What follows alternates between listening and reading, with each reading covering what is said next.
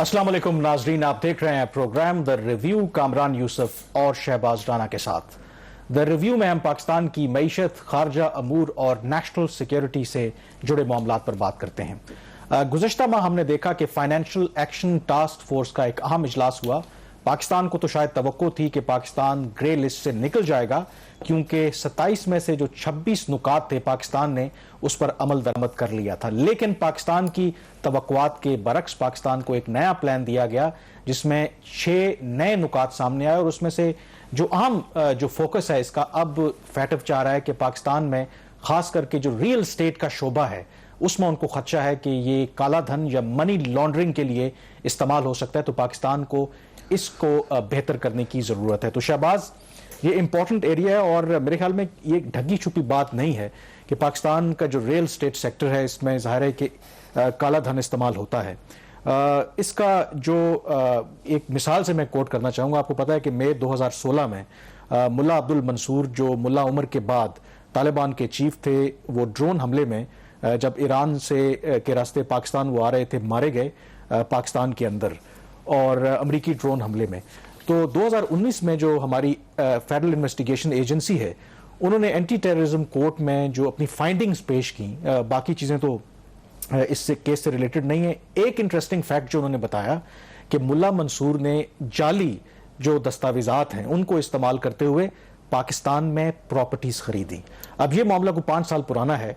सवाल मेरा ये है कि इन 5 सालों के बाद क्या जो लूप होल्स हैं हमारे सिस्टम के अंदर, उसको हमने एड्रेस किया, या आज भी कोई जाली दस्तावेजात की बुनियाद पर प्रॉपर्टी खरीद सकता है और उसकी जो प्रोसीड्स हैं वो कहीं भी इस्तेमाल हो सकती हैं? कामरान मुल्ला मंसूर साहब ने एक प्रॉपर्टी नहीं 5 प्रॉपर्टीज खरीदी थी और उनकी 32 मिलियन उसकी वैल्यू थी। तो इसका मतलब है कि पाकिस्तान का जो सिस्टम है उसको उन्होंने एक दफा नहीं 5 दफा उसको ब्रेक किया। और आप बात कर रहे हैं कि ये जो फाइंडिंग सामने 2019 में 2016 में उनकी वो जो हलाकत हुई थी उसमें ड्रोन अटैक में। अब कामरान इशू ये है कि उसके बाद होना तो ये चाहिए था कि पाकिस्तान का जो टैक्स सिस्टम है और जो ओवरऑल जो रेगुलेटरी सिस्टम्स हैं जो रियल एस्टेट सेक्टर को रेगुलेट करते हैं उसमें बेहतरी लाते हैं। लेकिन इस अरसा के दौरान पाकिस्तान के अंदर 3 टैक्स एमनेस्टी स्कीम इंट्रोड्यूस करवाई गई, जिसमें एक PMLN ने और 2 पाकिस्तान तहरीक इंसाफ की हुकूमत ने। खास तौर पर के जबकि वज़ीर-ए-आज़म इमरान खान साहब ये कहते रहते थे इक़्तिदार में आने से पहले कि जो टैक्स एमनेस्टी स्कीम है वो चोरों के लिए होती है, तो उनकी हुकूमत ने भी 2 करवाई, जिसमें कंस्ट्रक्शन सेक्टर की थी। ये यहाँ पे मैं क्यों इसका जिक्र कर रहा हूँ एमनेस्टी स्कीम का, क्योंकि जितनी भी एमनेस्टी स्कीम्स हैं उसमें जो सबसे बड़ी खूबसूरत बात यह है कि आपका सोर्स ऑफ इनकम कोई भी हो, आपसे पूछा नहीं जाएगा कि आपने जो असासा बनाया इसके पैसे कहाँ से आए। तो आपने 3 एमनेस्टीज दे के और रास्ते खोल दिए।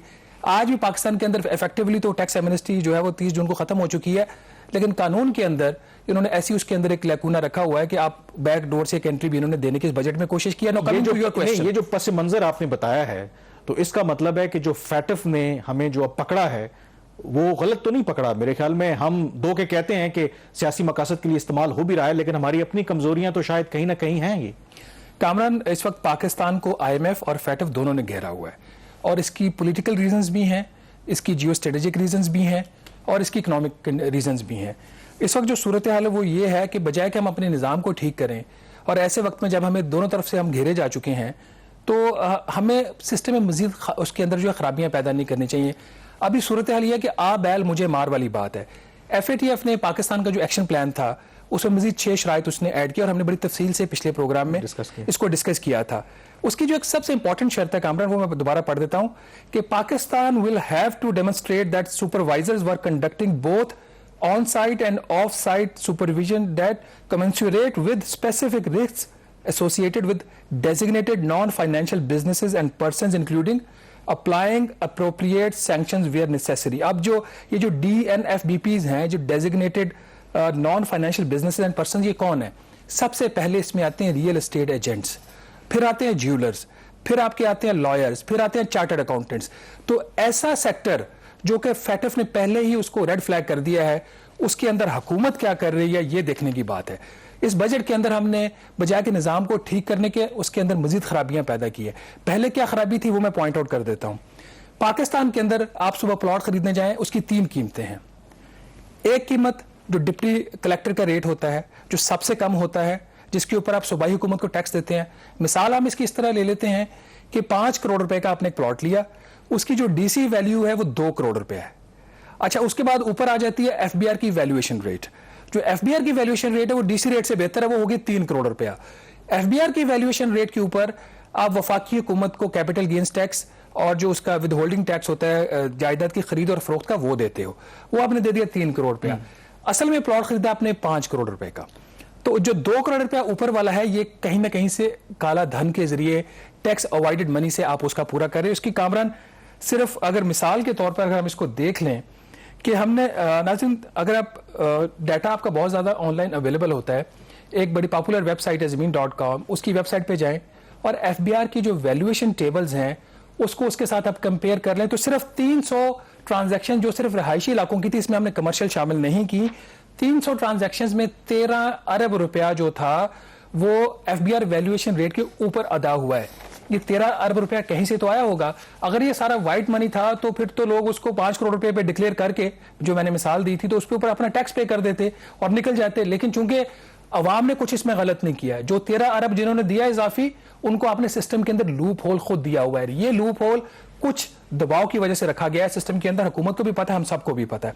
इसमें सिर्फ अगर आप डीएचए का देख लेना, वहां पे कामरान जो प्रॉपर्टी की ट्रांजैक्शंस हुई थी वो कोई 13.3 अरब रुपए की हुई थी, लेकिन जो एफबीआर की वैल्यूएशन के ऊपर जो टैक्स पे हुआ वो सिर्फ 5 अरब 60 करोड़ रुपए के ऊपर, और 7.7 अरब कहीं से आया।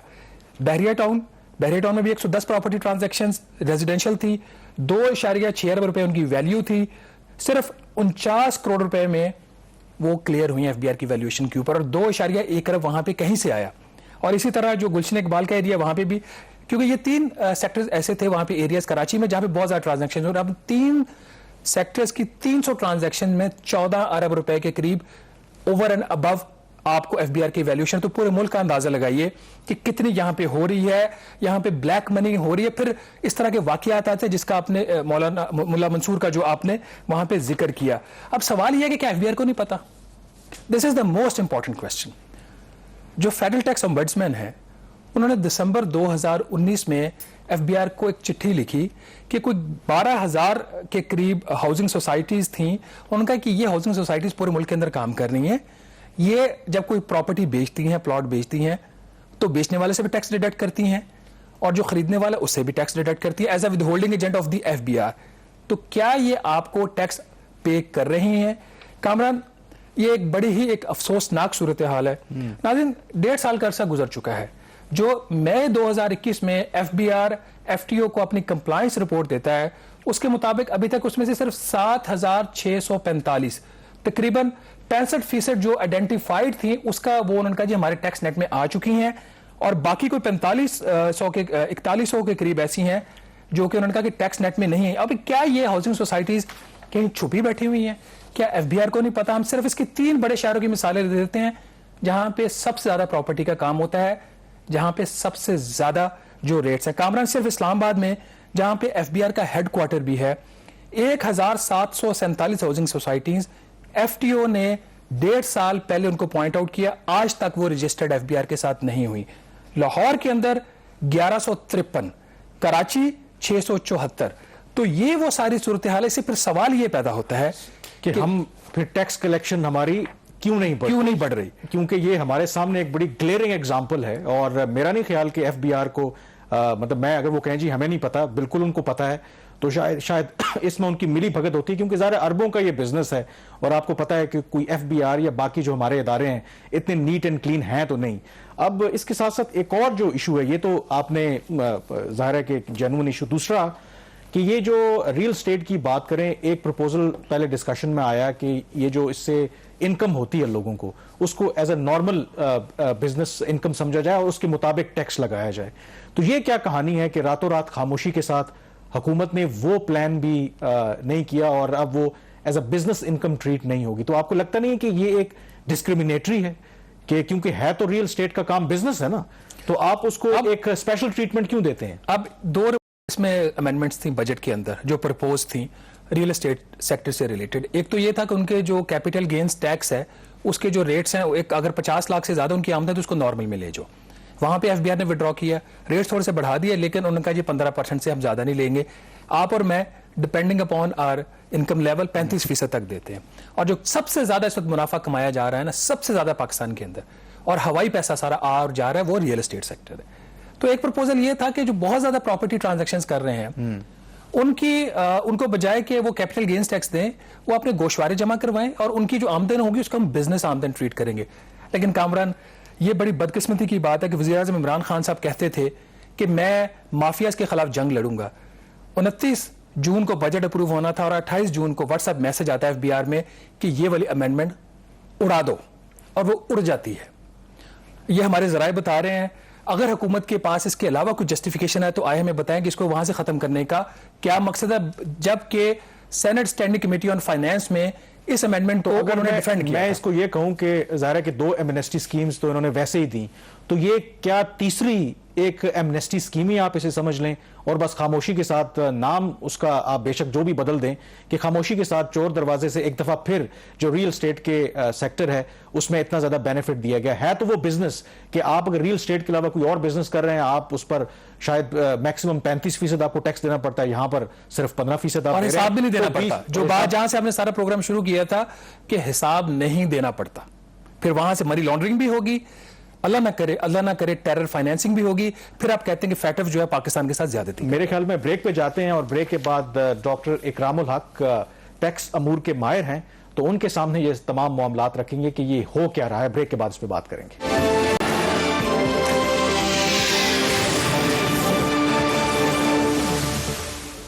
जी, प्रोग्राम द रिव्यू में एक दफा फिर आपको खुशामदीद कहते हैं। हमें स्काइप पर ज्वाइन किया है अभी डॉक्टर इकरामुल हक ने, माहिर हैं टैक्स अमूर के। तो डॉक्टर साहब बहुत शुक्रिया प्रोग्राम में ज्वाइन करने के लिए। आपसे पहला सवाल यही कि क्योंकि आप जो फैटफ की वर्किंग से बड़ी अच्छी तरह वाकिफ हैं, ये जो पाकिस्तान का रियल स्टेट सेक्टर है, आपके ख्याल में ये कितना इसके अंदर एक पोटेंशियल कह लें या एक लूप होल्स हैं इसके अंदर के इस के तहत जो भी पैसे इस प्रॉपर्टी के जरिए जो आते हैं वो मनी लॉन्ड्रिंग या टेरर फाइनेंसिंग के लिए इस्तेमाल हो सकते हैं? कितना सीरियस इशू है ये पाकिस्तान के लिए?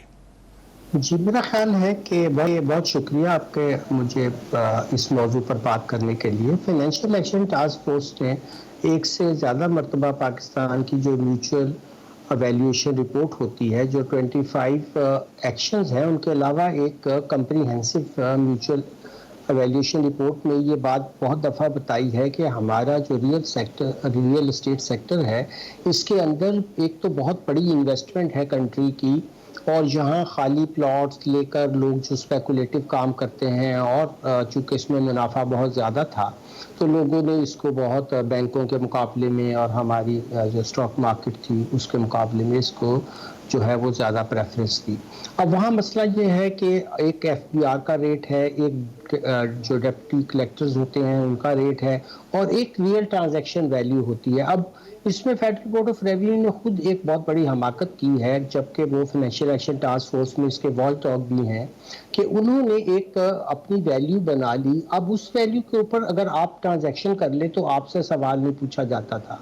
फिर हमने इसको एक मजमून में कहा कि ये तो बहुत आपने जो है एक रास्ता खोल दिया है, और उन्होंने कहा अच्छा हम इस प्रोविजन को हटाते हैं और इसके बारे में सवाल जवाब होगा। मगर ये ज़बानी जमा खर्च था, सवाल जवाब कुछ नहीं हुआ। अभी कुछ दिनों पहले शहबाज राना साहब ने जो बहुत अच्छी एक इसके बारे में हमें रिपोर्ट जो पढ़ने का मौका मिला कि बहुत सी जगहों के ऊपर जो ऐसी सोसाइटीज़ थी जो नोन है, वहाँ पे उनकी मुकर्रर करदा जो रेट्स थे उससे से भी ज़्यादा पे जो है ट्रांजैक्शंस हुई, मगर उन्होंने फिर कोशिश नहीं की कि पता किया जाए कि आफ्टर ऑल ये पैसा कहाँ से आया, और उन लोगों ने अपने रिटर्न्स फाइल किए हैं तो अपने सोर्सेज क्या बताए हैं। तो इससे एक नेचुरली ये तासुर पैदा होता है कि पाकिस्तान के अंदर हो सकता है कि वो ग्रोह जो बहुत ज़्यादा यहाँ पे मुनज़्ज़म है और रोज़ किसी न किसी जगह वो अपनी मर्जी से, हमारी इतनी इंटेलिजेंस होने के बावजूद जो है वो हम देखते हैं कि बहुत दिलखराश वाक़यात होते हैं जिसमें हमारे जो बहुत कीमती जाने, और उसमें ख़ास तौर पे जो हमारे फ्रंट लाइन पे जानसार हैं हमारी फ़ौज के, और उसके बाद दूसरे लोग चाहे वो FCs के हैं चाहे वो पुलिस के हैं, और आम शहरियों की ज़िंदगियाँ भी ख़तरे में पड़ती हैं। तो ये एक ऐसा सेक्टर है जिसके ऊपर तो गहरी नज़र रखनी चाहिए थी। मगर मैं हैरान हुआ कि ये जब हमने उनसे ऑफिशियली रिपोर्ट मांगी तो उन्होंने बताया कि हमारे पास तो सिर्फ 36,000 जो है वो रजिस्टर्ड हैं, और उसमें से भी صرف جو ہے وہ تقریباً 40% نے گوشوارے داخل کیے ہیں. اب اگر اس فگر کو لیا جائے، آپ تو دیکھتے ہیں کہ گلی محلے کے اندر جو ہیں وہ ریئل اسٹیٹ کے جو ہے آفیسز کھلے ہوئے ہیں. آپ دیکھتے ہیں کہ ہر دوسرا تیسرا آدمی جو ہے، چاہے وہ ٹاؤن کی سطح پہ ہو، وہ اس میں انوالو ہے، اور ڈیلی بیسس پہ ٹرانزیکشنز کی تعداد لاکھوں میں ہوتی ہے. تو یہ ایک بڑا جو ہے وہ پراسرار معاملہ ہے، جس کو حکومت کو اس میں نیفٹا سے لے کر آپ کی ایف پی آر، پھر اس میں ایف آئی اے، سب کو کوئی جوائنٹ ٹاسک فورس بنانی چاہیے تھی. باوجود اس کا ذکر ہم نے اپنی کتاب میں ڈاکٹر کیا. صاحب، جو اس میں آپ نے بڑا تفصیل سے اس کو ایکسپلین کر دیا. اب جو ایف اے ٹی ایف نے ہمارے اوپر نئی جو 6 شرائط عائد کی ہیں، اس کے اندر ایک شرط جو ہے وہ designated non business and persons ہیں، جو یہ پروفیشنز، اس میں خاص طور پر ریئل اسٹیٹ آ جاتا ہے. تو یہ والی جو شرط ہے اس موقع پہ جو پاکستان کے اوپر لگائی گئی ہے، کیپنگ ان مائنڈ جو ہمارا ٹیکس کا سٹرکچر ہے اور جو صوبائی حکومتوں کا ریگولیٹری فریم ورک ہے، یہ کتنا سیریس معاملہ پاکستان کے لیے ہو سکتا ہے؟ کیا ریئل اسٹیٹ سیکٹر کی وجہ سے پاکستان ایک لمبے عرصے تک ایف اے ٹی ایف کی گرے لسٹ میں رہ سکتا ہے آپ کے خیال میں؟ جی بالکل، یہی وہ ایریا ہے. آپ نے اس کی طرف بہت صحیح توجہ دلائی ہے سب کی، اور ہم بھی دلاتے رہے ہیں. بہت سے آرٹیکلز اس پہ لکھے ہیں، اور ایف اے میں بتایا کہ ریئل سیکٹر ان فوکس. اس کا وہی مسئلہ ہے سب سے بڑا، کہ چونکہ یہ ہمارے ہاں اس کو جب ایف بی آر نے اس انداز سے کرنے کی کوشش کی ہے، تو ان کو تو یہی پتہ نہیں ہے کہ ان کی کتنی ایسوسیشنز ہیں. آپ نے دیکھا کہ باقی جگہ تو چارٹرڈ اکاؤنٹنٹس کا ایک ریگولیٹری جو ہے وہ کونسل ہے، لائرز کی بھی ایک بار کونسل ہے، مگر یہ ایک ایسا سیکٹر ہے جس کی ہمیں کوئی بھی اسٹیچوٹری اوپر سیکٹر کی ریگولیشن یا کوئی ریگولیٹر نظر نہیں آتا ہے. ظاہر ہے کہ اب جب ایسا ممکن نہیں ہے تو ہمیں پہلے طور پر تو اس طرف دیکھنا ہوگا کہ کیا ہمیں اگر اس سیکٹر کو اپنے کسی فریم ورک میں لانا ہے یا نہیں لانا. اب جتنے بھی ریگولیشنز ایشو کیے گئے ہیں اس کے اندر جو ہے آپ یہ تو نہیں کر سکتے کہ انہی کو یہ کہہ دیں کہ جی بس آپ جو سسپیشس ٹرانزیکشن ہو ان کا تو انٹرسٹ ہوگا کہ میں نے کمیشن لینا ہے جو بیچ ڈیولپر ہے. اور پھر آپ نے دیکھا کہ وزیر اعظم محترم کی جو ہماری اسکیم تھی، اس کو تو 31 دسمبر کو تحفے کے طور پر ان کو ایکسٹینشن دی گئی. ایک طرف ہم ایف اے ٹی ایف کے لسٹ میں تھے، اور دوسری طرف ہم ڈیولپرز کو، بلڈرز کو اور اس سیکٹر کے اندر ایمنیسٹیز دے رہے تھے. اور ابھی بھی آپ نے دیکھا کہ وہ اب جا کر یہ اس جون میں، چونکہ انہوں نے پہلے آرڈیننس سے کیا، اب اس کو ایکٹ میں ڈالا. تو یہ ایک سیلف کنٹراڈکٹری جو بات تھی. اب یہ سارا پیسہ جو ہے اس میں بنیادی شرط یہی تھی کہ نہ خریدنے والے سے سوال پوچھا جائے گا، اور نہ ہی جو ہے وہ اس ایسے ڈیولپر سے کوئی اور بلڈر سے پوچھا جائے گا. تو اب عجیب سی بات ہے کہ اسٹیٹ لیول کے اوپر آپ فائنینشیل ایکشن ٹاسک فورس کی ایک گرے لسٹ میں ہیں، اور دوسری طرف آپ کھلے عام سیلیبریٹ کر رہے ہیں ایک ایسی اسکیم کو کہ جس کا محور اور جس کا بنیادی نقطہ ہی یہی ہے کہ کوئی سوال نہیں پوچھا جائے گا. تو ڈاکٹر صاحب، یہ جو ہم کہتے ہیں جب ہمیں فیٹف کی گرے لسٹ میں رکھا جاتا ہے، ہمارے وزیر خارجہ باقی وزراء پبلکلی یہ کہہ رہے ہیں کہ یہ ایک پولیٹیکلی موٹیویٹڈ کیس ہے، ہمیں تو گرے لسٹ سے باہر آ جانا چاہیے تھا. لیکن جن لوپ ہولز کی طرف آپ اشارہ کر رہے ہیں، تو کیا یہ کہنا ٹھیک ہے کہ ہمارے پر یہ صرف ایک سیاسی حربے کے طور پر استعمال کیا جا رہا ہے، یا ہمارے اندر کمزوریاں ہیں اس وجہ سے اس طرح کی جو انٹرنیشنل آرگنائزیشن ہیں ہم پر کڑی نظر رکھے ہوئے ہیں؟ ظاہر ہے کہ کامران صاحب، جب آپ کے ہاں کوئی ہاؤس ان آرڈر نہیں ہوتا، کوئی خامی ہوتی ہے، تو پھر ہی آپ کے جو اگر وہاں کوئی ایڈورسری ہیں تو ان کو موقع تو ملتا ہے تو وہ بات کر پاتے ہیں نا. ایویلیویشن ایک ملک تو کر نہیں رہا ہوتا، سارے ایک دوسرے کی میوچل ایویلیویشن کر رہے ہوتے ہیں. تو جب آپ نے اپنا ہاؤس ان آرڈر نہیں کیا، دیکھیے نا، اگر آپ بھی جائیے ان کی ویب سائٹ پر فیڈرل بورڈ آف ریونیو کی، تو سب سے زیادہ جس چیز کو وہ پروموٹ کر رہے ہیں وہ کہہ رہے ہیں جی prime ministers construction package scheme. اور اس کی بنیادی نقطہ جیسے میں عرض کر رہا تھا یہ ہے کہ ہم آپ سے کوئی سوال و جواب نہیں کریں گے. تو یہ اس کو ساری دنیا دیکھ رہی ہے. پھر میں آپ سے جیسے عرض کر رہا تھا کہ آپ دیکھ لیجئے کہ جگہ جگہ پہ آپ کو ریئل اسٹیٹ کا کاروبار کرتے ہوئے لوگ نظر آتے ہیں. وہ کسی سے کوئی لائسنس نہیں لیتے، وہ کسی جگہ رجسٹرڈ نہیں ہوتے. آپ ہیں جیسے جرنلسٹ ہیں، ظاہر ہے کسی نہ کسی جرنلسٹ ایسوسیشن میں آپ کا نام درج ہے، آپ کو سب جانتے ہیں، آپ کے سامنے آتے ہیں، روز پیش ہوتے ہیں. ہمیں تو یہ نہیں پتا کہ ایک ٹرانزیکشن بند کرنے کے بعد وہ اپنی دکان بند کر کے دوسرے نام سے کام شروع کر دیتا ہے، وہ کسی اور جگہ چلا جاتا ہے. تو اس سیکٹر کے اندر بہت بڑی ٹرانزیکشن جو ہیں وہ ایسی ہو رہی ہیں جو ٹوٹلی انڈاکومنٹڈ بھی رہ جاتی ہیں اور ہمیں اس کی شناخت کرنا جو ہے وہ بہت مشکل ہو جاتا ہے. اور ظاہر ہے کہ جس کے پاس کیش ہے وہ تو کیش لے کر جائے گا اور آپ سے میں ایک ریٹ ٹیگ کر لوں گا, کیونکہ زیادہ تر جگہ پر تو ڈیپٹی کلیکٹرز کے ریٹ ہیں جو بہت کم رکھے جاتے ہیں.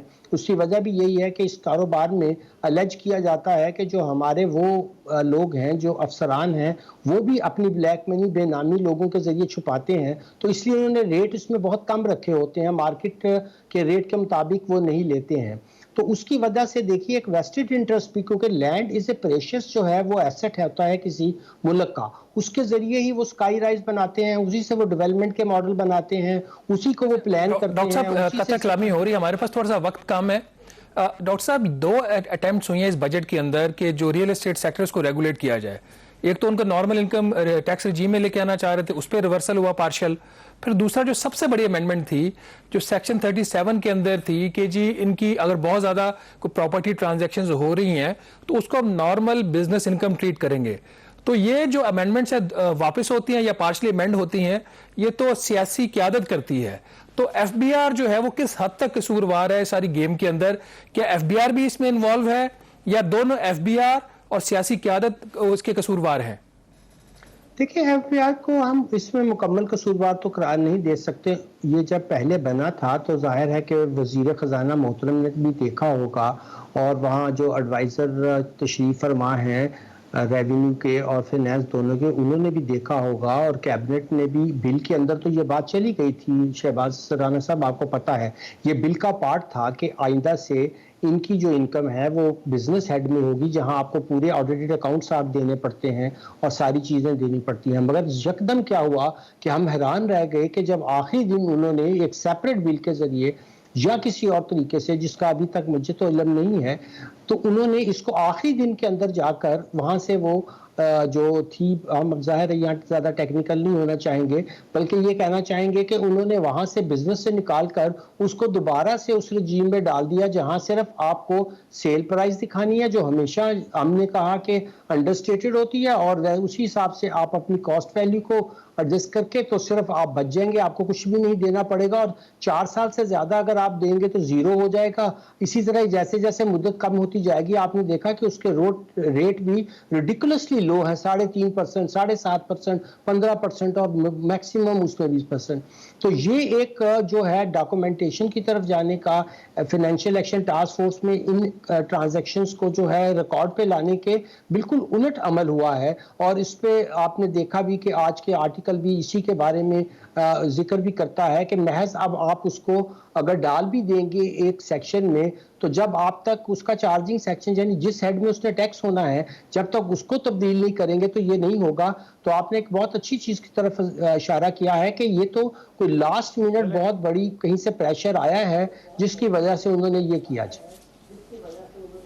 چلے بہت شکریہ ڈاکٹر صاحب. حالانکہ عمران خان کہتے تھے کہ وہ مافیا کے دباؤ میں نہیں آئیں گے, لگتا یہ ہے کہ یہاں پر کم از کم جو لابی کرنے والے تھے وہ سکسیسفل ہوئے. امپورٹنٹ چیز یہ کہ قانون جو ہے وہ سب کے لیے برابر ہونا چاہیے اور اس کا اطلاق سب پر ہونا چاہیے, کسی کو فیور نہیں کرنا چاہیے یا کسی کے ساتھ زیادتی نہیں ہونی چاہیے. لیکن یہاں پر کچھ الٹی گنگا بہہ رہی ہے. بہرحال یہاں پر بریک لیں گے اور بریک کے بعد ذکر کریں گے کہ ایف بی آر نے 3 سالوں میں کچھ 1.25 کروڑ نوٹسز جاری کیے ان لوگوں کو جو اپنی ٹیکس ریٹرن فائل نہیں کرتے. اس کے نتیجے میں ہوا کیا جب وہ نوٹس ملا تو کچھ ہلا؟ بریک کے بعد اس پہ بات کریں گے.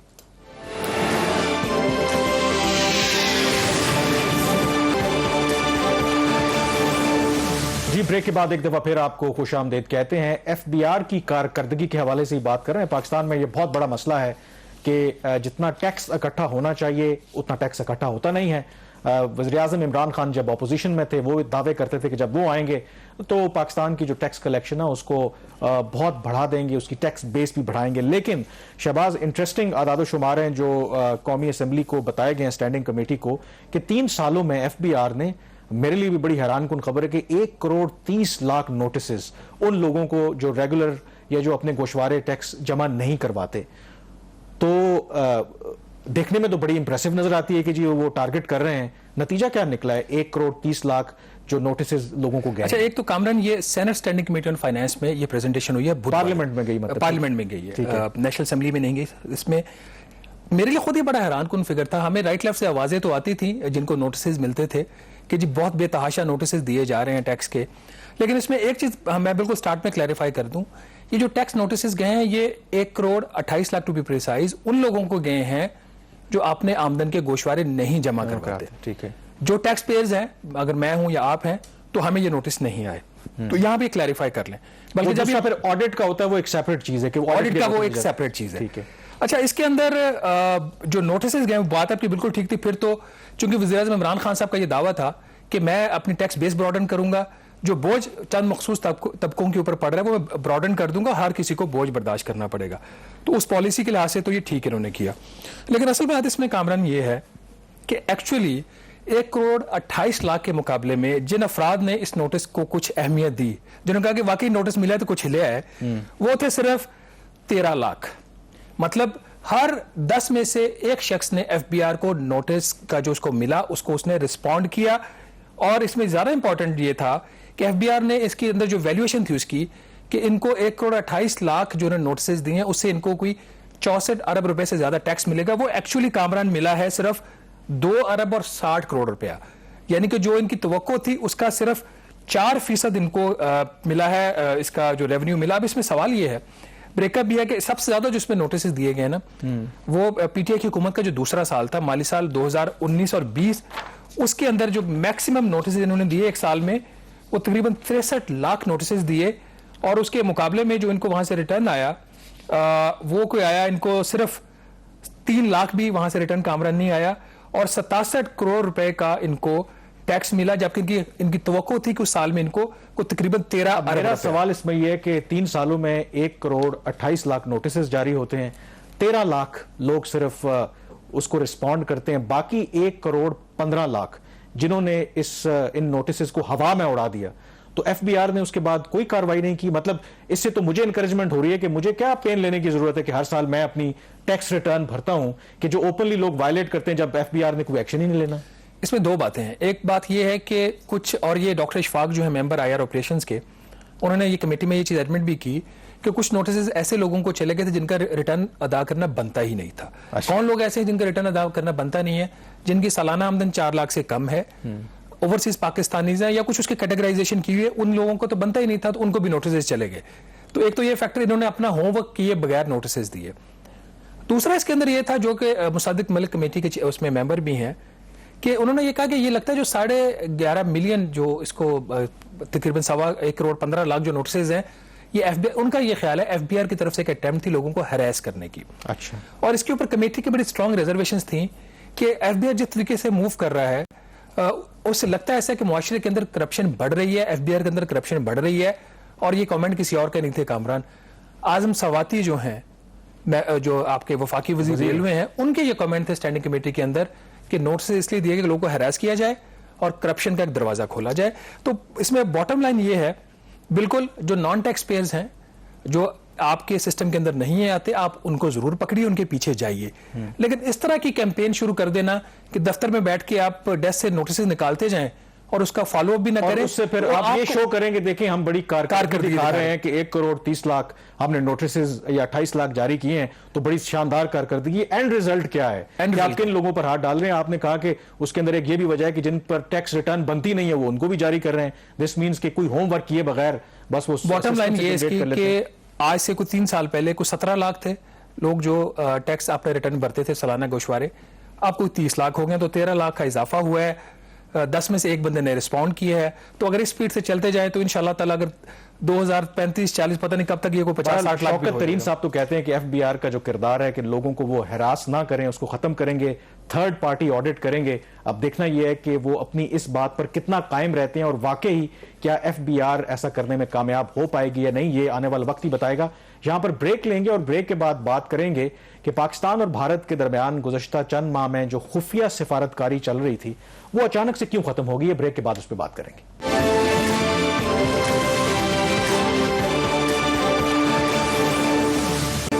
जी, ब्रेक के बाद एक दफा फिर आपको खुशामदीद कहते हैं। हम जिक्र करेंगे कि कुछ माह पहले एक उम्मीद पैदा हुई थी کہ پاکستان اور بھارت کے درمیان شاید نہ صرف کشیدگی کم ہوگی بلکہ ہو سکتا ہے کہ دونوں ملکوں کے درمیان مذاکرات کا دوبارہ آغاز ہو، اور اس کی بنیادی وجہ یہ تھی کہ گزشتہ کئی ماہ سے خاموش سفارتکاری جسے آپ کہتے ہیں دونوں ملکوں کے درمیان جاری تھی، اور دبئی میں یہ بھی کہا گیا کہ اس سال کے شروع میں جو پاکستان اور بھارت کے اہم سیکیورٹی اہلکار ہیں ان کے درمیان ملاقاتیں بھی ہوئیں، یو اے ای نے یہ ملاقاتیں فیسیلیٹیٹ کروائیں، اور اس جو ملاقاتوں کے نتیجے میں ہی 25 فروری کو پاکستان اور بھارت نے جو لائن آف کنٹرول پر ایک جنگ بندی کا معاہدہ تھا 2003 کا، اس کو رینیو کیا، اور اس سے لے کر آج تک دوبارہ کوئی جنگ بندی کی خلاف ورزی دونوں ممالک کی طرف سے نہیں ہوئی۔ اب شہباز اس کے اندر امپورٹنٹ جو کیچ تھا کہ اگلے جو اقدامات دونوں ملکوں نے لینے تھے جس پر ہم ڈسکس بھی کر چکے ہیں، ایک تھا کہ جو سفارتی تعلقات ہیں، آپ کو پتہ ہے کہ دونوں ممالک کا ابھی ہائی کمشنر تعینات نہیں ہے، ڈاؤن گریڈ کیا تھا ریلیشن شپ کو 5 اگست 2019 کے بعد، ایک تو اس کو بحال کیا جائے، دوسرا پارشل جو ٹریڈ ریلیشن شپ ہیں ان کو بحال کیا جائے تاکہ ایک انوائرمنٹ پیدا ہو اور پھر باقی مذاکرات بحال ہوں۔ لیکن یہ بات اچانک سے اب معاملات ختم ہو گئے ہیں، اور اس کی جو بنیادی وجہ ہے جو ہمارے ذرائع بتا رہے ہیں کہ پاکستان کو جو ان بیک چینل ٹاکس کے ذریعے یہ ایک ایشورنس بھارت کی طرف سے دی گئی تھی کہ وہ کشمیر کے حوالے سے پاکستان کو کنسیشن دیں گے یا جو پاکستان کے جو کنسرنز ہیں ان کو ایڈریس کریں گے، کچھ ایسے سٹیپس لیں گے جس کی وجہ سے پاکستان کم از کم اپنی ڈومیسٹک آڈینس کو بتا سکے کہ کچھ شرائط پوری ہو گئی ہیں تو معاملات کو آگے بڑھایا جا سکے۔ لیکن جو ابھی اطلاعات آ رہی ہیں کہ بھارت اس سے مکر گیا ہے، انہوں نے وہ کوئی اقدامات نہیں لیے، بظاہر کوئی ایسے سٹیپس نہیں لیے جس کی وجہ سے معاملات جو ہیں وہ بیک ٹو سکوئر ون ہو گئے ہیں، اور سونے پہ سہاگا یہ ہوا ہے کہ 23 جون کو جو لاہور کے جوہر ٹاؤن کے علاقے میں ایک دہشت گردی کا واقعہ ہوا، اس میں پاکستان کہہ رہا ہے کہ را براہ راست ملوث ہے، اور یہ مذاکرات جو ہماری اطلاعات ہیں کہ جو بھی کانٹیکٹس دونوں ممالک کے درمیان تھے فی الحال وہ ٹوٹلی منقطع ہو گئے ہیں۔ کامران، اس سے پہلے کہ میں اس کے اوپر آپ سے پوچھوں ڈیٹیلز، یہ جو لاہور والا آپ نے واقعہ بتایا ہے، اس کے علاوہ لائن آف کنٹرول کے اوپر بھی تھوڑی بہت سیز فائر کی 1-2 دفعہ وائلیشن ہوئی ہے، لیکن اس کو دبایا گیا دونوں سائڈ سے۔ اس کا مطلب یہ تھا کہ جو دونوں کنٹریز ہیں وہ واقعی امن کی طرف بڑھنا چاہ رہے ہیں اور کچھ کرنا چاہ رہے ہیں اس دفعہ۔ لیکن امپورٹنٹ بات یہ ہے کہ جب یہ ان کا ٹاکس فار پیس ان کی ریوائیو ہوئی تھی تو دونوں سائڈ سے ایک چیز کہی گئی تھی جو ہمارے ذرائع نے ہمیں بتایا کہ اس طرح کے واقعات ہو سکتے ہیں کہ جہاں پہ دونوں ممالک سے کچھ ایسے گروپس آئیں یا کوئی تھرڈ کنٹری ہو جو بھارت اور پاکستان کے درمیان جو ہے جو امن کے معاملات ہیں اس کو خراب کرنے کی کوشش کرے۔ اور یہاں پہ اب جو بہت ہی امپورٹنٹ چیز ہے کہ نن ادر دین وزیر اعظم عمران خان صاحب کی طرف سے ٹویٹ آیا، پھر باقاعدہ طور پر پاکستان کے جو انفارمیشن منسٹر اور نیشنل سیکورٹی جو ایڈوائزر ہے انہوں نے پریس کانفرنس کر کے ڈائریکٹ بھارت کے اوپر الزام لگایا۔ تو کیا آپ سمجھتے ہیں کہ اس دفعہ یہ جو واقعہ ہوا ہے، what is your assessment and information کہ یہ کسی سپلنٹر گروپ کا کام نہیں تھا، یہ باقاعدہ طور پر بھارت کی طرف سے پاکستان کے اوپر ایک اٹیک تھا؟ یہ جو آپ نقطہ کہہ رہے ہیں کہ جب ماضی میں بھی مذاکرات ہوئے کہ پروسیس کو irreversible ہونا چاہیے، اور دونوں ممالک ماضی میں یہ بات کرتے رہے کہ جب ہم مذاکرات یا جو ہمارے معاملات ہیں ان کی حل کی طرف بڑھیں گے تو دونوں اطراف ایسے ایلیمنٹس موجود ہیں کہ جو اس کو ڈسٹرپٹ کرنے کی کوشش کریں گے۔ تو کیا ایک آدھ واقعہ ہوتا ہے تو ہمیں اس کی وجہ سے تمام پروسیس کو رول بیک کر دینا چاہیے؟ پاکستان کی پوزیشن رہی ہے کہ بالکل نہیں کرنا چاہیے، اور پاکستان ہمیشہ سے کہتا رہا ہے کہ اگر بھارت میں کچھ واقعات ہوئے تو اس میں جو نان اسٹیٹ ایکٹرز ہیں وہ شامل رہے ہیں، پاکستان ایز اے اسٹیٹ ملوث نہیں رہی۔ یہاں پر معاملہ ذرا ڈیفرنٹ ہے۔ پاکستان نے براہ راست دیکھیں نا، ڈاکٹر معید یوسف براہ راست وہ نیشنل سیکورٹی ایڈوائزر ہیں، وہ کہہ رہے ہیں کہ پاکستان کے پاس یہ شواہد موجود ہیں کہ جو ماسٹر مائنڈ ہے جوہر ٹاؤن کا جو واقعہ ہے وہ بھارتی شہری ہے، وہ بھارت میں مقیم ہے، اس کے براہ راست کنیکشن ہیں را کے ساتھ۔ تو پاکستان کنونسڈ ہے کہ بھارت ایز اے اسٹیٹ اس کے اندر انوالو ہے۔ اب ایسی صورت میں ظاہر ہے کہ بڑا مشکل ہے کہ مذاکرات کو آگے چلایا جائے، اور یہ بھی کہ دیکھیں انڈیکیشن ہے، بھارت نے ظاہر ان الزامات کی تردید کی ہے، پھر پاکستان نے ایک اور اس کے اوپر بیان داغا ہے کہ جی بھارت جو ٹیرر انفراسٹرکچر ہے پاکستان کے خلاف اس کو ڈسمینٹل کرے۔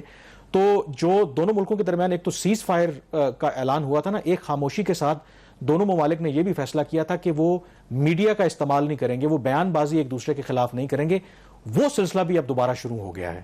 تو اس کا مطلب ہے کہ جو بیک چینل پہ جو بھی ایفرٹ ہو رہی تھی فار ناؤ اس میں لگتا ہے کہ بالکل پروگریس نہیں ہے، اور پاکستان کو شاید لگتا ہے کہ ایک دفعہ پھر ان کے ساتھ دھوکہ ہوا ہے۔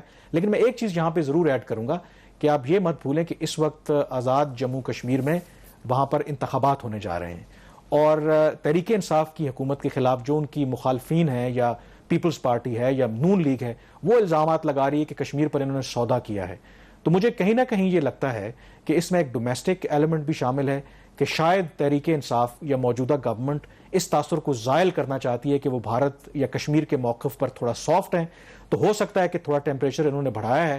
تو اس بات کا کبھی امکان موجود ہے کہ ایک دفعہ جب اے جے کے میں الیکشنز ہو جاتے ہیں تو الیکشن کے بعد دوبارہ یہ ممکن ہے کہ یہ جو روابط ہیں یہ بحال ہوں. لیکن ایٹ دا مومنٹ جو ہے سچویشن بہت پیچیدہ ہے کیونکہ بھارت کو پاکستان کے حوالے سے کشمیر پر کافی بڑی کنسیشنز دینا پڑیں گی, اور کیا مودی سرکار وہ کنسیشن دے گی یہ بہت بڑا سوال یہ نشان. اچھا, اس کے اندر ایک چیز ابھی بھی امپورٹنٹ ہے کہ لائن آف کنٹرول پہ ابھی بھی امن ہے, اور اللہ کرے یہ جاری رہے. تو جو لائن آف کنٹرول کی آپ نے بات کی ہے, جو میری ابھی تک اطلاعات ہیں, دونوں ممالک کی ضرور یہ خواہش ہے, دو کے بیک چینل جو روابط ہیں وہ ضرور منقطع ہوئے ہیں, لیکن دونوں ممالک کی خواہش ہے کہ اس پر جو سیز فائر ہے وہ جاری رہے. بلکہ ایک اور خبر یہ بھی ہے کہ ان مذاکرات کے دوران پاکستان نے تو ایون آفر کیا بھارت کو کہ یہ جو 2003 کی سیز فائر ہے یہ بنیادی طور پر اگریمنٹ نہیں تھا, یہ ایک انڈرسٹینڈنگ تھی, کوئی ریٹن اگریمنٹ نہیں ہے. پاکستان کی یہ خواہش ہے کہ یہ ایک پرماننٹ دونوں ممالک کے درمیان ایک ریٹن اگریمنٹ ہو جائے کہ یہ سیز فائر جو پرماننٹ ہو. لیکن بھارت جو ہے ابھی اس موقع پر وہ ولنگ نہیں ہے, وہ رضامند نہیں ہے کہ پرماننٹ پاکستان کے ساتھ معاہدہ کیا جائے کہ لائن آف کنٹرول پر سیز فائر ہو. بہرحال پروگرام دا ریویو سے اتنا ہی. مجھے کامران یوسف اور شہباز رانا کو اب اجازت دیجیے. اللہ حافظ.